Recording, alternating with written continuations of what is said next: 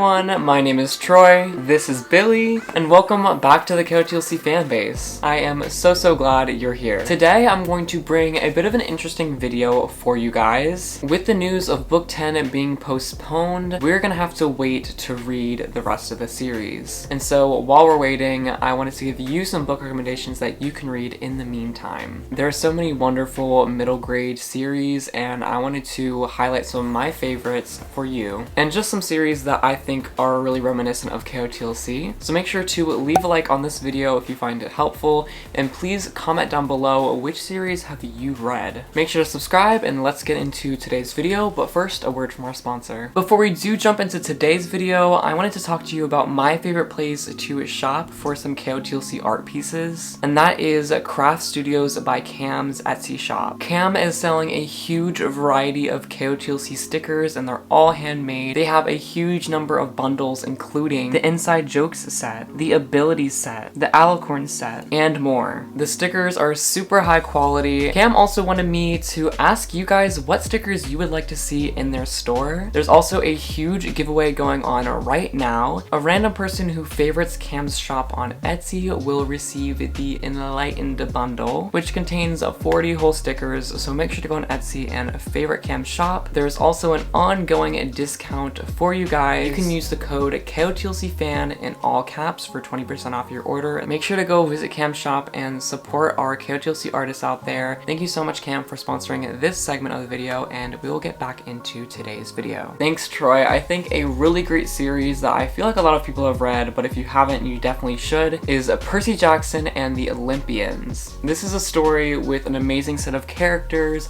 monsters, magical powers, and adventure. I think you will really like it if you haven't read it. The first book in the story follows this young boy, Percy Jackson, who is 12 years old. He is having trouble in school, and one day on a field trip, he actually encounters a monster, which is actually one of his teachers, and stuff starts to escalate from there. A bunch of monsters try to attack Percy, and Percy actually has to go and run away to the camp of half-bloods because he discovers that he is a demigod, and he's actually the son of Poseidon, one of the Greek gods. He goes to this camp of half-bloods where all these other demigod children are. When Percy goes to the oracle, it reveals that Zeus has accused Poseidon of stealing his lightning bolt and requires Poseidon's son to return it before the summer solstice. So basically Percy's on this journey to find the master bolt and return it to Poseidon before the summer solstice, or else basically the whole world's in danger and there's going to be a big war. And so the story is just a whole fun adventure that I think anyone will really enjoy. So many plot twists, so many fun moments, and just a lot of humor. I love the way Riordan writes his books. So check out Percy Jackson and the Olympians. The next book that I want to recommend is Fablehaven by Brandon Mull. This is one of the most fun middle grade fantasy series that I've read in a while. If you love magical creatures, then this is your book, because Fablehaven is a place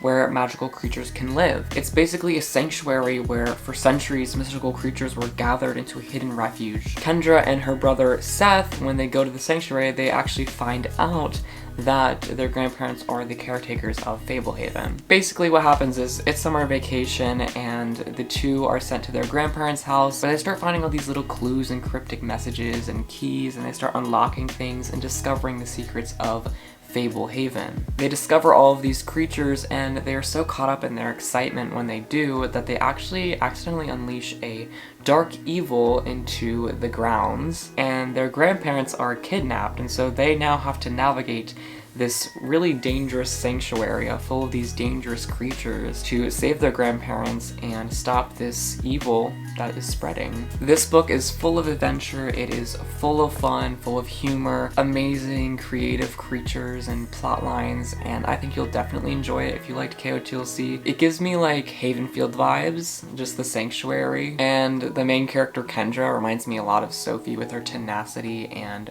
spirit. So definitely check out Fablehaven by Brandon Mull if you haven't. I think you'll really enjoy it. One of my all-time favorite fantasy series is The Unwanteds by Lisa McMann. This was one of the first fantasy series I ever read, actually. The Unwanteds is such a strong series, and there's actually a second series too. If you're looking for a series that does have so many books, because I think there's 14 books in it now, we're set in the world of Quill. and it's a very drab and dark world. It's very like bland and monotonous. So every year 13-year-olds are sent to the Purge, where they're sorted into Wanteds and Unwanteds and Necessaries. Unwanteds are those people that contain artistic talent or creativity. It's said to be dangerous, so they're sent to their graves. Wanteds are considered, you know, smart and intellectual and are able to bolster the society, and so they're sent to college and to like government positions. And the Necessaries are sent to be laborers and like farmers and stuff like that. So we follow these two twins, Alex and Aaron. Alex is actually an unwanted and Aaron is a wanted, so the two are separated. And when we see Alex going to his death, we find out that all of the unwanteds actually have a secret society, and they're all rescued and taken to this beautiful mansion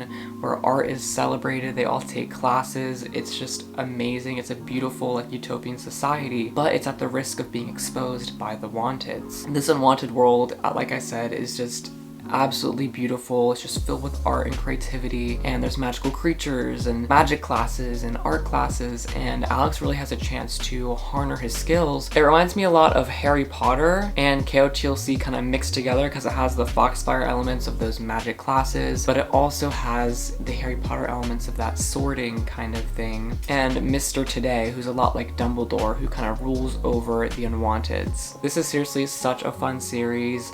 There's so much adventure as they explore different islands in the world throughout the rest of the books. They actually go over to a different like dimension in the next series, so there's a lot of adventure and a lot of fun that I think you'll really enjoy this book. Next up, we have got Land of Stories by Chris Colfer. This is a classic for me, and I really recommend it if you haven't read this book. The Land of Stories, The Wishing Spell, follows two main characters, Alex and Connor, who are actually twins, and they embark on a magical journey as they get a gift from their grandmother, which is actually a storybook, but that storybook is magical and you can actually fall through the pages into a different world. And this world is actually called the Land of Stories, and it's basically a culmination of all the different fairy tales. I'll do my best to show this beautiful map that the book has, but there's so many different kingdoms, like the Corner Kingdom, which has Rapunzel, the Charming Kingdom, which has Cinderella, the Northern Kingdom, which has Snow White, and the Red Riding Hood Kingdom that has Red Riding Hood. All of like the fairy tales you can think of are in this story, and the characters are alive, and Connor and Alex can actually interact with all these different fairy tale characters as they go on this quest, because obviously they want to get back to the human world. This world is awesome, but it's not where their home is. And so they go on this journey for the wishing spell, which is basically if they collect a bunch of these items from all the fairy tale characters, for example, Cinderella's slipper or a piece of Rapunzel's hair, if they get all of those things, they can make the wishing spell and wish to go back home. It's such a great adventure, and it has so many fun, unique characters. I love the story building. I love the world building, I love the plot, I love the characters. There's no complaints about this series, and it only gets more fun throughout this series as there's different quests. It's really one of the best middle grade fantasy series that I can recommend, so definitely check this one out. The last series that I want to recommend is the FunJungle series by Stuart Gibbs. This series is not a fantasy series, it is a mystery series, but it is very, very good. And it actually reminds me a lot of KotLC for some reason. So we're following this character named Teddy in this series, and he basically lives on a zoo because his parents work for the zoo, so they live in this little trailer park right outside of the zoo. And this zoo is called FunJungle, coincidentally, and it's a very hot new tourist attraction for a bunch of tourists. With poaching being a big issue still, there's a lot of people that are intending to harm the animals or capture them for their own gains. And so throughout each book in this series, there's a different,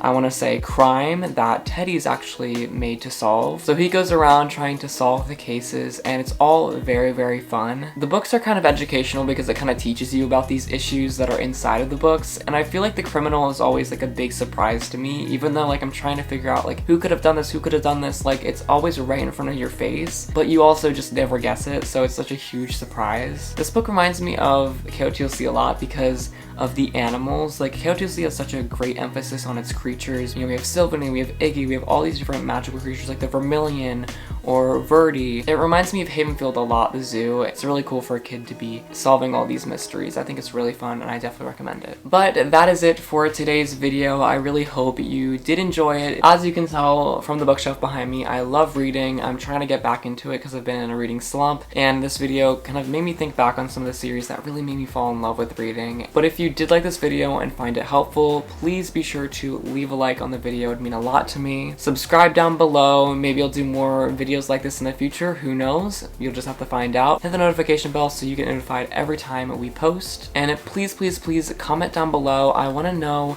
which books have you read and which books do you want to read in the future. Share this video with a friend who also needs some book recommendations, and I think that's going to be it from me, guys. Thank you so much for watching, and I'll see you guys in another video. This has been Troy and Billy, and we will see you guys later. Bye!